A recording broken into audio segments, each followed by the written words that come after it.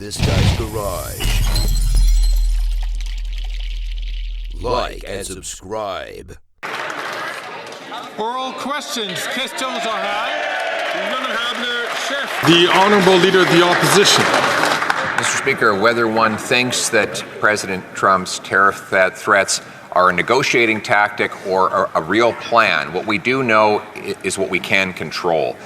And the Prime Minister has lost control of everything. He's lost control of the borders, lost control of immigration, lost control of spending and the deficit, lost control of inflation and housing costs, lost control of his own caucus. This has put Canada in an unbearably weak position. Mr. Speaker, will the Prime Minister reverse all the damage he's done, or will he just call a carbon tax election so we can do it for him? The Right Honourable Prime Minister. I think the Leader of the Opposition needs to reflect carefully on whether he really wants to amplify the erroneous narratives that the Americans are putting forward around, for example, our border, when less than 1% of migrants coming into the United States irregularly come from Canada, where 0.2% of fentanyl coming into the United States comes from Canada. These are things that we would all do well to stand up and say, yes, there's things we can and are working on together at our border, but amplifying these broken narratives is simply not responsible leadership. The Honourable Leader of the Opposition. Breaking things is not responsible, Mr. Speaker, and that's what he's been doing for 9 years. My job is not to cover that up for him. In fact, he's broken our economy. He's doubled the cost of housing, doubled the national debt, doubled trouble across our economy with higher taxes on working Canadians. He's in the process of raising taxes on investment and energy right now, while an American incoming president wants to take our jobs and our businesses. It's understandable why President Trump wants Canadian jobs to go south, but why does this Prime Minister want to help him do it? The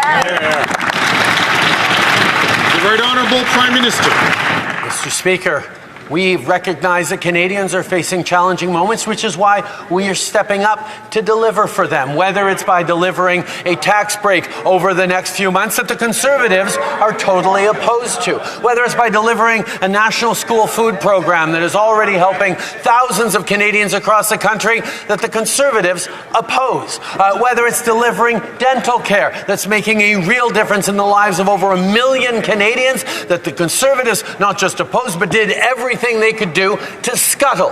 Mr. Speaker, the Conservative leader just wants to exploit the challenges Canadians are facing while we will solve them. That's right. The Honourable Leader of the Opposition. Speaker, he created all of those problems. And a food program that hasn't served a single meal, or a temporary tiny 10-cent tax cut on a bag of potato chips will not fix what he broke, especially considering that his next plan is to quadruple the carbon tax to 61 cents a litre. You can just picture President Trump calling our businesses, encouraging them to leave Canada and set up south of the border where there is no carbon tax and where other taxes are falling. Again, it's clear why the incoming American president wants to take our jobs. Why does this Prime Minister keep helping him do it? The Right Honourable Prime Minister. Let me say it once again, Mr. Speaker. The price on pollution puts more money back in the middle class pockets across this country than it costs them. The Canada Carbon Rebate is a check that arrives 4 times a year and helps 8 out of 10 Canadians in jurisdictions where it arrives with more money than they pay on the price of pollution. It's how we fight climate change and build a strong economy for the future while putting money in the pockets of Canadians. That is what we are doing, while the Conservative leader wants to abandon not just the environment, but the economy as well. That's right. From Regina Capel. The NDP leader put on a big phony show this summer on the eve of a by-election, pretending to rip up the coalition deal. And recently he said, quote, "The Liberals will always cave to corporate greed and always step in to make sure unions have no power." We couldn't have said it better ourselves. And Conservatives have put forward a motion agreeing with the NDP leader. So Canadians will soon find out whether or not he means anything he ever says, or if he'll sell out union brothers and sisters to keep this corrupt Liberal government in power just so he can keep his pension. So, question to the government, have they put the coalition deal back together so the Prime Minister keeps power and the NDP leader keeps his pension? The Honourable Leader of the Government in the House of Commons. Mr. Speaker, my question... Sorry. One moment, please. Eric?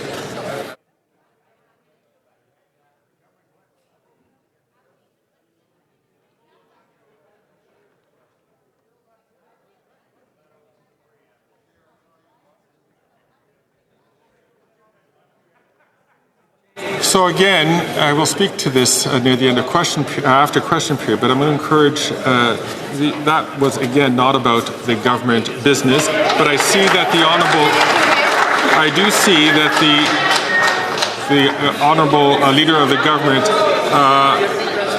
Government House Leader wants to rise to answer. So the Honourable Member.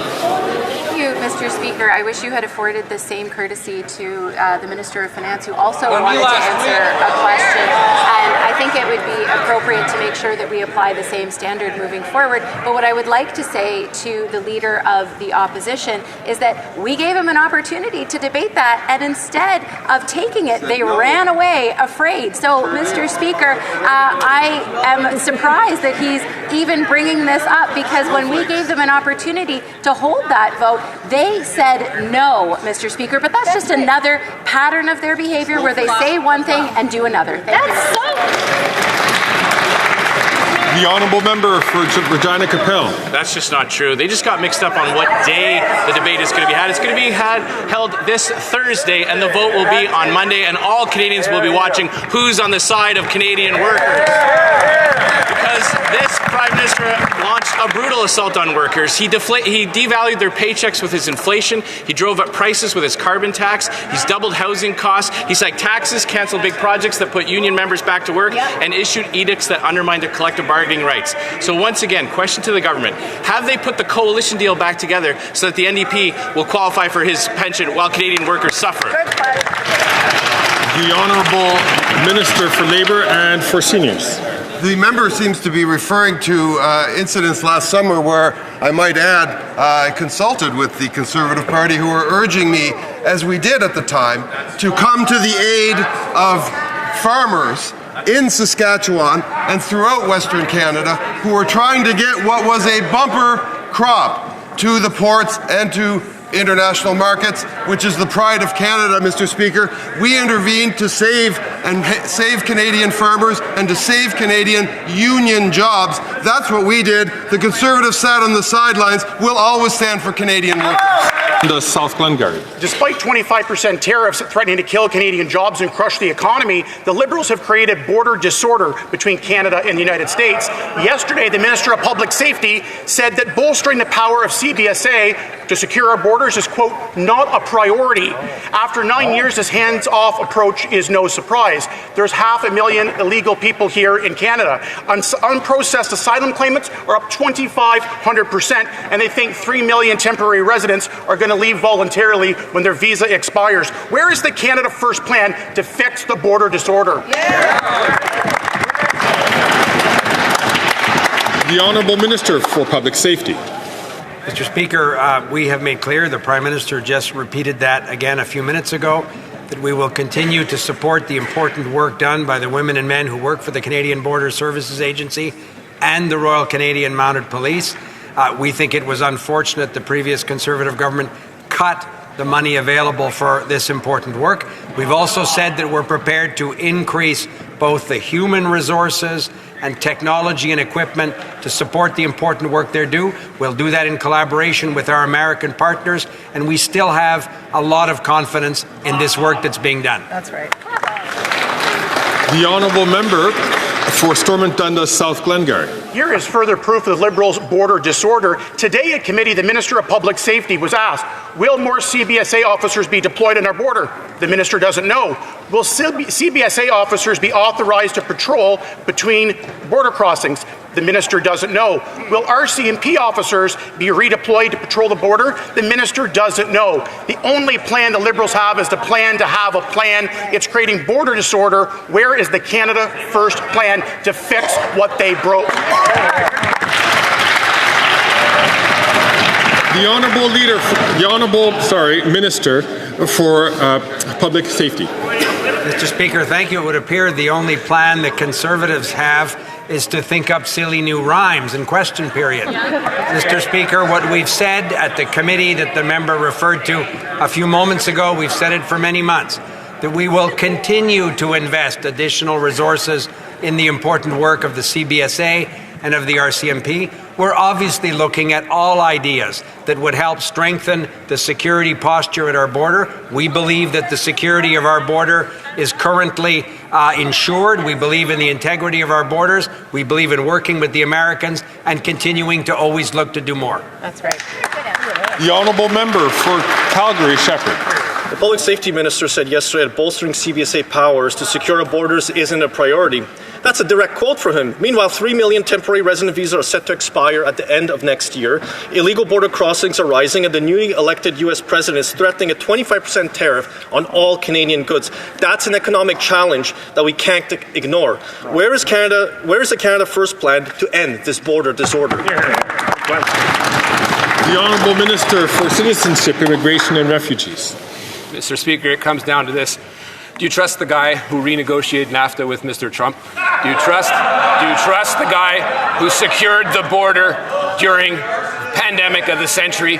Do you trust the guy who went down on President Trump's playing field to fight for Canadians to secure the border against the guy who spent 20 years making up interesting rhymes, spent 20 years securing one only thing, his own paycheck and a bloated pension?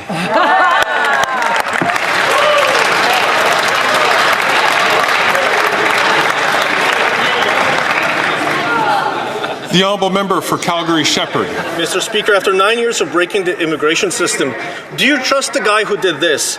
He has over 260,000 unprocessed asylum claims right now, a record high. That's a 2,502% increase since 2015. Wow. There's around 500,000 people in Canada illegally here, a 630% increase in U.S. border control encounters of people illegally attempting to get into the United States, the longest wait times for many visas right now, and a 2 million application backlog. So when will the Liberals stop making up excuses and end the border disorder to help Canadians? Hear, hear.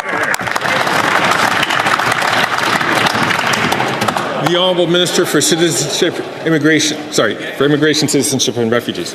I guess broken border was too dumb to reuse today, so they tried something else. Look, we proposed, you can't make this up, we proposed a set of asylum reforms in May as part of the last budgetary exercise while we were putting money into the Immigration Refugee Board to increase processing. What did they do? They voted against it.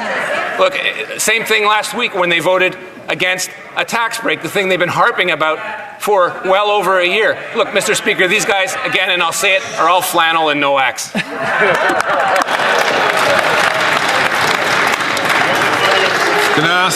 I'm just going to ask members, in particular, a member from Dufferin-Caledon, please not take the floor unless recognized by the Speaker. The Honourable Member for Simcoe North. Mr. Speaker, the Finance Minister's report card is in. Canadians have the highest consumer debt in the G7. Per capita GDP has fallen for 6 consecutive quarters, and Canadians now make $30,000 less than their American counterparts. This is a made-in-Canada per capita GDP recession. And in the face of global trade and economic uncertainty, the Finance Minister's plan increased taxes on energy, on entrepreneurs, farmers, and physicians. So will this Finance Minister reverse her tax increases so Canadians can keep their jobs and investments at home? The Honourable Minister for Finance and Deputy Prime Minister. Mr. Speaker, the Conservatives seem to have an inferiority complex vis-a-vis the United States. But on this side of the House, we are proud to be Canadian. We are proud that the inflation rate in Canada has been within the Bank of Canada's target range all year. We're proud that we have the lowest debt and deficit in the G7, far lower than the United States. And we are proud of our universal single-payer healthcare system, which means Canadians live 4 years longer than our friends south of the border. We're proud to be Canadian. They should be too. Yes, we are. The honourable member for Simcoe North. Mr. Speaker, every day you turn around, it's another scandal coming from this government. We're proud to be Canadian, and we're going to fix it after the next election. But since the finance minister doesn't like answering the complex question, let's start with an easy one. Last year, she made a commitment that the deficit would be no greater than $40.1 billion. Mr. Speaker, this goes exactly to the finance minister's credibility. Will she confirm that last year's deficit was less than $40.1 billion, or has she broken yet another deficit promise? The Honourable Deputy Prime Minister and Minister of Finance. One moment, please. The Honourable Member from York Simcoe, please.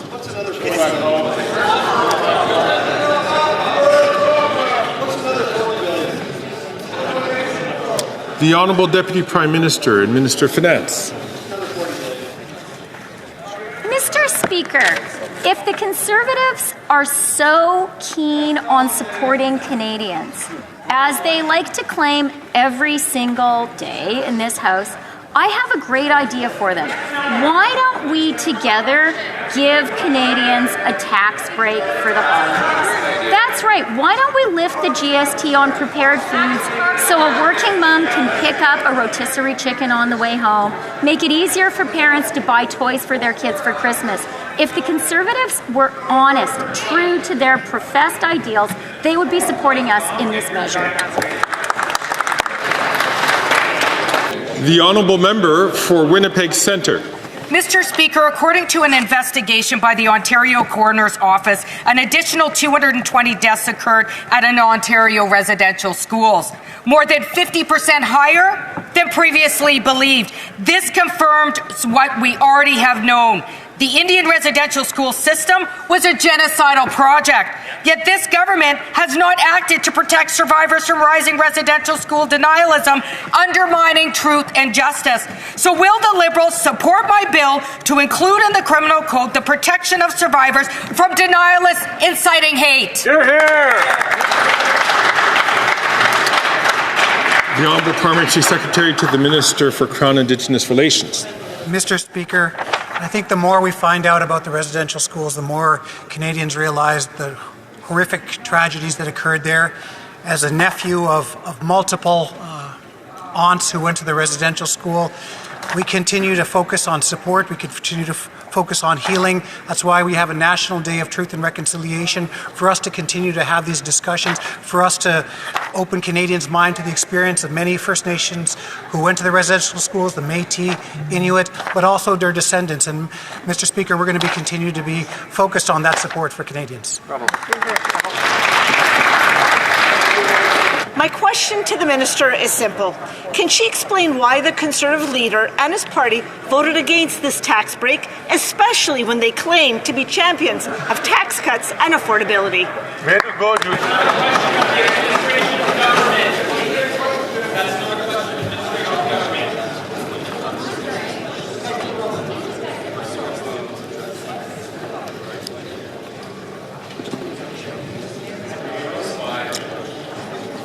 Hold on, please. Eric?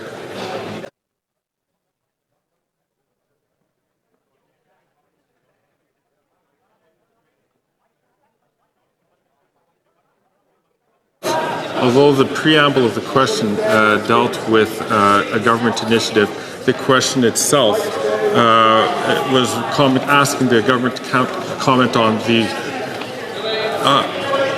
in terms of, colleagues, I'll have more to say about this at the end of question period in terms of question, but I will mention to the honourable member from Davenport that unfortunately that question does not deal with the administration of government.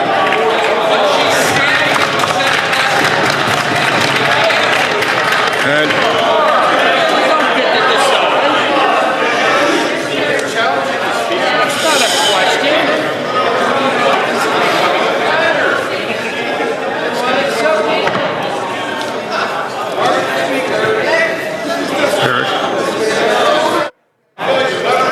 So I'm afraid that question is considered out of order, and I will be moving on to the next question. The honourable member, order please. The honourable member from York Simcoe. Revealed that this NDP Liberal government has paid out $3.5 billion in taxpayer funds to tens of thousands of people that were never entitled to receive it in the first place.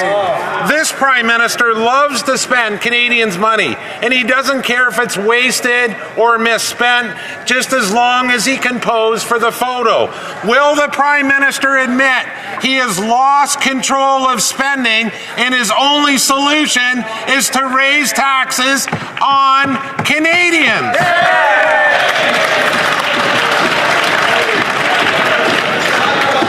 The Honourable Minister for Small and Medium-Sized Enterprises. Mr. Speaker, Canadians have seen many versions of the Conservative Party leader during the 20 years in office, including the 2021 version that campaigned on the GST holiday.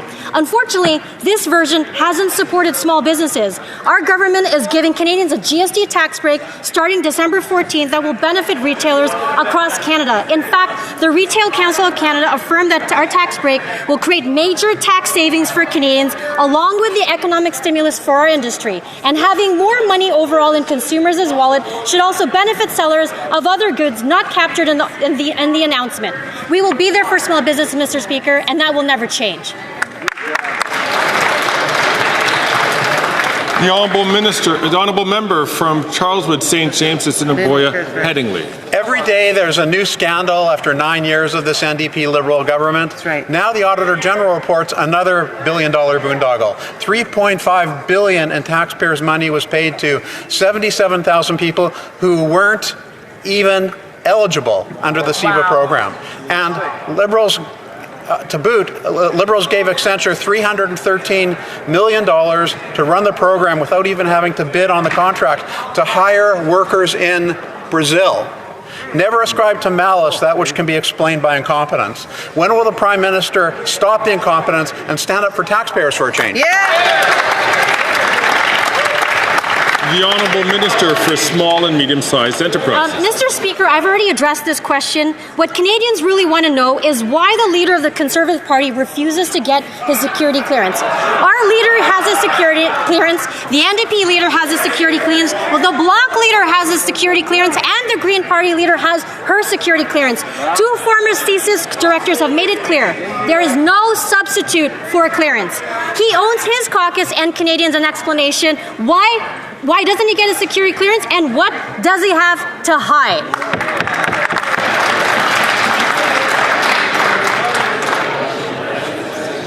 I'm not going to recognize the honourable member with what appears with something that is not normally worn in this House, or that the member is normally worn in this House. I'll ask the honourable member to please remove her winter hat. The honourable member from King Vaughan. After 9 years of this NDP Liberals, it's just more waste and mismanagement. The AG's scathing report slammed the Prime Minister's treatment of seniors. This government broke the New Horizon program. Value for money concerns with identity of nearly half of the approved projects. In one case, the government paid $23,000 for a door in a senior's residence that was never installed. Wow. Mr. Speaker, when will this Prime Minister actually start caring for seniors, end the waste, and call an election? The Honourable Minister for Labour and for Seniors. Mr. Speaker, how dare the Conservative Party of Canada stand up in this House and talk about the treatment of seniors. I will remind that member that her former leader, Stephen Harper, went to Davos, the World Economic Forum, instead of going to, say, King Vaughan, to announce to Canadians that from henceforth the retirement age will be moving to 67 from 65. We reversed that. That member should be ashamed of herself, and we also built the door, Mr. Speaker.